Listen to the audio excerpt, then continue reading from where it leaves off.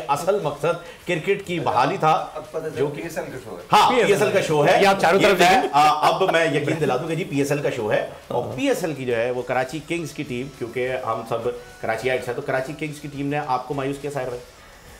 शदीद की यार मैं चूंकि कोयटा को सपोर्ट करता हूँ, even though there are Karachi kings, because वो शहर की टीम है, लेकिन फॉर सम ऑड रीजन मैं बहुत सिंपल रखता हूँ अपनी लाइफ को। मुझे no matter what happens I love Quetta gladiators. तो उन्होंने भी मायूसी की, बिल्कुल मायूस की, लेकिन कराची में शदीद कराची एक जैसा कराची का कहना कि सरफराज अहमद कराची के या कोयटा के कप्तान। अच्छा, मेरे लिए सर ये मैटर नहीं करता, पाकिस्तानी की सारी टीम्स हैं, हाँ, बट अब जस्ट मुझे ऐसा लगता है कि वो जो एक वाइब थी ना उनकी कोयटा की शुरू से, वो मुझे बड़ी अच्छी लगती थी। आई थिंक वो मुझे पिछले 2 पीएसएल से नजर नहीं आ रही। मुझे लगता है सर विव रिचर्ड्स की वजह से आप उन्हें पसंद कर रहे थे। नो, उनके मेंटर वो नॉट जस्ट दैट। गुरुजा, आपका क्या ख्याल है इस बारे में? कराची किंग्स को आपने सपोर्ट किया? अच्छा देखिए, डेफिनेटली हम सब कराची आइट्स हैं, तो हम तो जाहिर है कि कराची को ही हम सपोर्ट करेंगे, लेकिन एज़ पाकिस्तानी या एज़ कराची आइट मैं ओवरऑल बहुत इंजॉय कर रहा हूँ कि मतलब कितना तेज़ी से जो है ना पाकिस्तान के अंदर क्रिकेट का हम ये रिवाइवल देख रहे हैं, और हम बाकी जो टीम्स इंटरनेशनली, वो भी इंटरनेशनल टीम्स पाकिस्तान में, ऑस्ट्रेलिया भी आने वाली है, ऑस्ट्रेलिया आने वाला है। सो ओवरऑल हम ये देख रहे हैं कि पीएसएल की वजह से पूरी दुनिया के अंदर पाकिस्तान जो बिल्कुल इंडिया ने कोशिश करके पीछे की तरफ कर दिया था, वो जावेद भाई एग्री करेंगे कि कम से कम हम सब के अंदर क्रिकेट का शौक़ वापस पैदा हो गया है। और वो गली मोहल्लों के अंदर जो क्रिकेट रात को बंद हो गई थी, रमज़ान में तो हम हमेशा ही देखते हैं, हम भी खेलते हैं, रमज़ान में हर कोई लग जाता है, लेकिन गली मोहल्लों के अंदर क्रिकेट वापस स्टार्ट हो गई। कराची की बदकिस्मती ये ज़रूर है कि हमारे पास ग्राउंड्स नहीं हैं, लेकिन जो मैंने बाकी सूबों में देखा है, शहरों में देखा है, पंजाब में, केपी में, वहाँ तो क्रिकेट बहुत ज़्यादा हो रही है क्योंकि ग्राउंड्स बहुत ज़्यादा अवेलेबल हैं।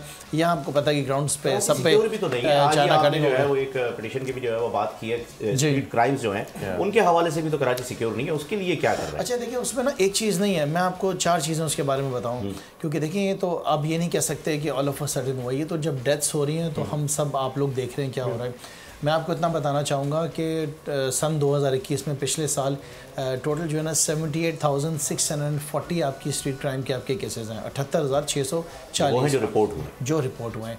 उसके अंदर 21,000 प्लस केसेस जो हैं वो मोबाइल फ़ोन्स के स्नैचिंग के हैं, 51,000 प्लस केसेस जो हैं वो आपके मोटरसाइकिल्स के हैं, 2,000 गाड़ियाँ हैं, कोई एक्सटॉर्शन के केसेस अलग हैं, किडनैपिंग फॉर रैंसम के अलग हैं केसेस। आज से 3 महीने पहले मैंने ख़ुद ज़ाती तौर पे जाके हाई कोर्ट के अंदर एक पिटिशन फ़ाइल की। आज से 2 महीने पहले मैंने जगाने के लिए चीफ़ मिनिस्टर को लेटर लिखा कि वो जाग जाएं। आज से 1 महीने पहले सिंध असेंबली के अंदर मैंने एडजॉर्नमेंट मोशन जमा कराया। लास्ट सेशन में हमने कॉल अटेंशन जमा कराया है। आज मैंने असेंबली के अंदर अथर मतीन के लिए जो है कॉल अटेंशन जमा कराई है। लेकिन ना आप देखें कि ये 1 साल का मैं आपको बता रहा हूँ, अगर मौजूदा हुकूमत का आप रिकॉर्ड देखेंगे 14 साल का, तो आप परेशान हो जाएंगे। सो फीलर ये है कि जो मौजूदा हुकूमत है वो चाहती नहीं है कि ठीक हो जाएं चीज़ें। अच्छा, मैं आपको बताऊं कि इससे ज़्यादा बुरा हाल आपके सिंध के बाकी डिवीजन्स के अंदर है।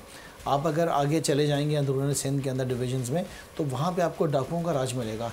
और जावेद भाई 2 दिन पहले की बात है, क्रॉसिंग के ऊपर जो है नाका लगा के 4 से 6 डाकुओं ने, और डाकू मैं इसलिए कह रहा हूँ कि उनके पास SMG गन्स थी, उन्होंने नाका लगा के लोगों को लूटा है। सो ऐसा कहाँ पर होता है कि अब सहाफ़ी भी मर रहे हैं, बच्चे भी मर रहे हैं, माओ के सामने बच्चों को कत्ल किया जा रहा है। इसका सलूशन क्या है? क्योंकि अब हल की तरफ मैं ज़ाती तौर पे ये समझता हूँ कि देखें कि मौजूदा हुकूमत तो आपकी जो है ना क्राइम कंट्रोल करने में फेल हो गई है। रेंजर्स को बुलाया जैसे शेख साहब आज कह रहे हैं, ऑफर कर रहे हैं। हमने सब ने देखा कि कराची के अंदर जो हालात थे वो सब जानते हैं। आज कराची की जो रौनकें बहाल हुई हैं वो रेंजर्स ने किया, हमें मानना पड़ेगा। हमारे बहुत सारे पुलिस के जवान जिन्होंने अपनी जानें दी, उस पर कोई शक नहीं है, लेकिन रेंजर्स ने एक अपना खौफ पैदा कर दिया है क्रिमिनल्स के अंदर।